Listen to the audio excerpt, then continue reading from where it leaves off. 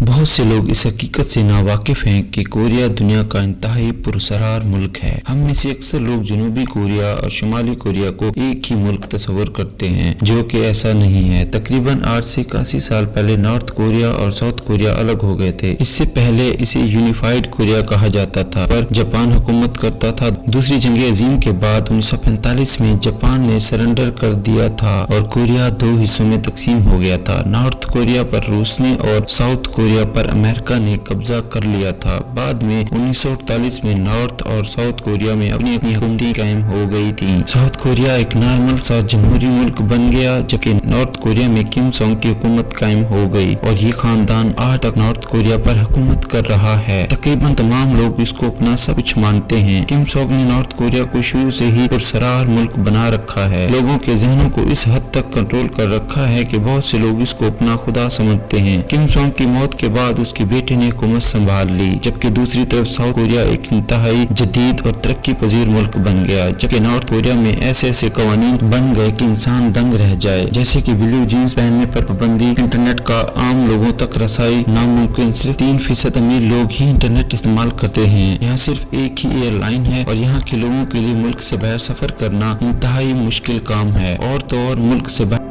کال کرنے کے لیے سرکاری سطح پر اجازت لینی پڑتی ہے۔ یہاں پر لوگ اپنی مرضی کا ہیئر کٹ بھی نہیں کروا سکتے۔ کچھ سٹائل گورنمنٹ کی طرف سے الاؤ ہیں اور تمام لوگ صرف اسی میں سے ہی انتخاب کر سکتے ہیں۔ 2011 میں اپنے والد کی وفات کے بعد کم جونگ ان صدر بن گیا، مگر 7 سال تک یہ باہر ہی نہ نکلا اور نہ کسی اور ملک کا سربراہ نارتھ کوریا آیا۔ کسی کو یہ بھی نہیں پتا کہ وہ کس سوچ کا مالک ہے اور ہے کون، اور اس کے کتنے بچے ہیں۔ نارتھ کوریا کی آبادی تقریباً 2.5 کروڑ ہے اور یہ لوگوں کے ذہنوں پر قابض ہے۔ اس نے اپنے لیے ایک ایسا انسٹیٹیوٹ بنایا ہے جس میں 130 ڈاکٹرز ہیں جو صرف کم جونگ ان کا چیک اپ کرتے ہیں۔ نارتھ کوریا پر ویسے تو سیاح نہیں آتے، اگر کبھی کوئی سیاح چلا جائے تو کم جونگ ان کے آرڈر پر سڑکوں پر ایکٹر کھڑے کر دیے جاتے ہیں جو کہ خوشی کے ترانے گاتے ہیں، تاکہ اور ملک سے آنے والے سیاحوں کو یہ پتا چلے کہ ملک ٹھیک ٹھاک ہے اور یہاں سب لوگ خوش ہیں۔ اگر کوئی نارتھ کوریا میں کوئی جرم کرتا ہے تو اس کی سزا اس کی اگلی 3 نسلوں کو دی جاتی ہے۔ لوگ اپنی مرضی کا پینٹ نہیں کروا سکتے،